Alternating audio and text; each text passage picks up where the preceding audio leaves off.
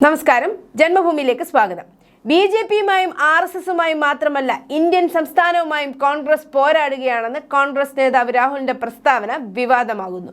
പുതിയ കോൺഗ്രസ് ആസ്ഥാനത്തിന്റെ ഉദ്ഘാടനത്തിന് ശേഷം പാർട്ടി പ്രവർത്തകരെ അഭിസംബോധന ചെയ്ത് സംസാരിക്കവെയാണ് രാഹുലിന്റെ വിവാദ പ്രസ്താവന.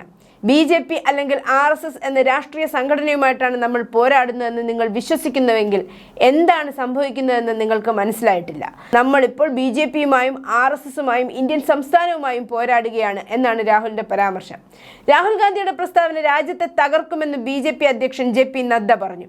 ഇനിയും മറച്ചുവെക്കേണ്ട കോൺഗ്രസിന്റെ വൃത്തികെട്ട സത്യം അവരുടെ സ്വന്തം നേതാവ് തന്നെ തുറന്നു കാട്ടിയിരിക്കുന്നു. രാഷ്ട്രം മുഴുവൻ അറിയുന്ന കാര്യങ്ങൾ വ്യക്തമായി പറഞ്ഞതിന് രാഹുൽ ഗാന്ധിയെ ഞാൻ അഭിനന്ദിക്കുന്നു. അദ്ദേഹം ഇന്ത്യൻ ഭരണകൂടത്തിനെതിരെ പോരാടുകയാണ്. അദ്ദേഹത്തിന്റെ ആവർത്തിച്ചുള്ള പ്രവൃത്തികൾ ഈ വിശ്വാസത്തെ ശക്തിപ്പെടുത്തിയിട്ടുണ്ട്. അദ്ദേഹം ചെയ്തതോ പറഞ്ഞതോ ആയതെല്ലാം ഇന്ത്യയെ തകർക്കുന്നതിനും നമ്മുടെ സമൂഹത്തെ വിഭജിക്കുന്നതിനുമാണ്, നദ്ദ ട്വീറ്റ് ചെയ്തു. ബിജെപി IT സെൽ മേധാവി അമിത് മാളവ്യ, കേന്ദ്ര ധനമന്ത്രി നിർമ്മല സീതാരാമൻ എന്നിവരും രാഹുലിനെതിരെ രംഗത്ത് വന്നു. പിന്നാലെ രാഹുൽ സറോസസ് കൂട്ടുകെട്ട് വീണ്ടും തോറ്റു എന്ന വാർത്തകളും പുറത്തു വരുന്നുണ്ട്. കാരണം അദാനി ഓഹരികൾ കുതിക്കുകയാണ്. പിന്നാലെ രാഹുൽ സറോസസ് കൂട്ടുകെട്ട് വീണ്ടും തോറ്റു എന്ന വാർത്തകളും പുറത്തു വരുന്നുണ്ട്. കാരണം അദാനി ഓഹരികൾ കുതിക്കുകയാണ്.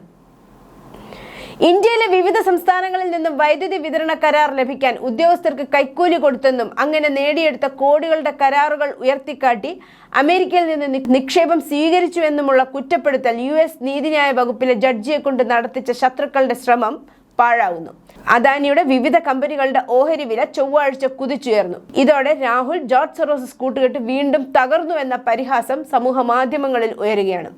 അദാനിക്കെതിരെ കൈക്കൂലിക്കുറ്റമുണ്ടെന്നും ഇതിനെതിരെ ക്രിമിനൽ നടപടികൾ കൈക്കൊള്ളണമെന്നും പറഞ്ഞ് US നീതിന്യായ വകുപ്പിലെ അറ്റോർണി ബ്രയോൺ പീസിന് US-ലെ ശതകോടീശ്വരൻ ജോർജ് സൊറോസസുമായി ബന്ധമുണ്ടെന്ന് പിന്നീട് ചില വാർത്തകൾ പുറത്തു വന്നിരുന്നു. ജോർജ് സൊറോസ് ഇന്ത്യയിലെ മോദി സർക്കാരിനെ അട്ടിമറിക്കുമെന്ന് പരസ്യമായി പ്രഖ്യാപിക്കുകയും അതിനായി ഇന്ത്യയിലുള്ള തന്റെ ഓപ്പൺ സൊസൈറ്റി ഫോറം OCCRP തുടങ്ങിയ NGO-കൾ വഴിയും US-ലെ ബന്ധങ്ങളും ഉപയോഗിച്ച് പ്രവർത്തിച്ചു വരികയും ചെയ്ത വ്യക്തിയാണ്. US നീതിന്യായ വകുപ്പിലെ അറ്റോർണി അദാനിക്കെതിരെ കൈക്കൂലിക്കുറ്റം ആരോപിച്ചു എന്ന വാർത്ത പുറത്തു വന്നതോടെ പതിവ് പോലെ ജോർജ് സൊറോസസിന്റെ ഇന്ത്യയിലെ ഏജന്റ് എന്ന് മുദ്ര കുത്തപ്പെടുന്ന രാഹുൽ ഗാന്ധി അദാനിക്കെതിരെ ആഞ്ഞടിച്ചു. ഇതോടെ അദാനി കമ്പനികളുടെ ഓഹരി വില കുത്തനെ ഇടിഞ്ഞിരുന്നു. എന്നാൽ ഇപ്പോഴിത് US നീതിന്യായ വകുപ്പിലെ ജഡ്ജിയുടെ കുറ്റപ്പെടുത്തലിന്റെ പ്രത്യാഘാതത്തിൽ നിന്നും പുറത്തു വന്നിരിക്കുകയാണ് അദാനി. ചൊവ്വാഴ്ച അദാനിയുടെ ഏതാണ്ട് എല്ലാ കമ്പനികളുടെയും ഓഹരി വിലകൾ ഉയർന്നു.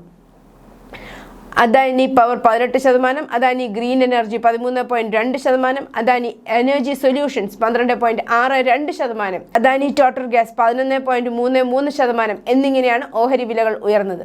Adani enterprises, Adani ports, Ambuja cement, NDTV, Sanghi industries എന്നീ അദാനി ഓഹരികളുടെ വിലയും ഉയർന്നു.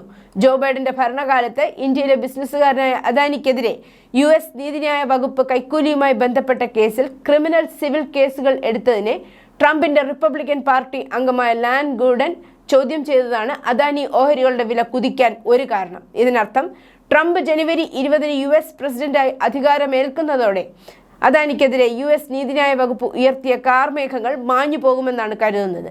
ഈ അഴിമതി കേസ് ഇന്ത്യയിൽ നടന്നതാണെങ്കിൽ എന്തുകൊണ്ട് US-ലെ നീതിന്യായ വകുപ്പ് അദാനിയെ മാത്രം കുറ്റക്കാരനായി കാണുന്നുവെന്നതിന് വിശദീകരണം നൽകാൻ US നീതിന്യായ വകുപ്പ് അറ്റോർണി ജനറലിനോട് വിശദീകരണം തേടിയിരിക്കുകയാണ് ലാൻ ഗൂഡൻ MP.